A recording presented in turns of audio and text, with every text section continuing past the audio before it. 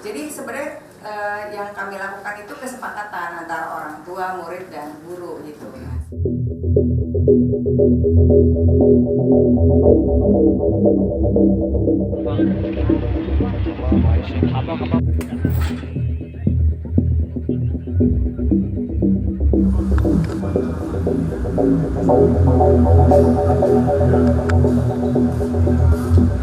Saat ini memang rutin digelar tiap tahun di luar kota atau terkadang memang kita adakan di sini. Kemudian kalau kita melakukan keluar kota, apakah sudah sesuai dengan melakukan izin dari dinas pendidikan? Karena kan memang harus itu.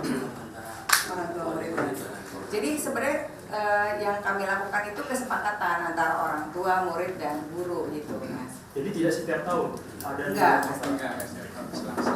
Itu ya, Mas. Kesepakatannya kapan Bu dengan orang tua dan Berapa bulan sebelum berangkat?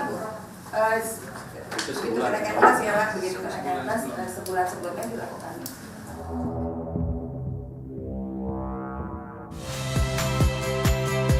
Saya Friska Clarissa. Saksikan program-program Kompas TV melalui siaran digital, pay TV, dan media streaming lainnya. Kompas TV, independen, terpercaya.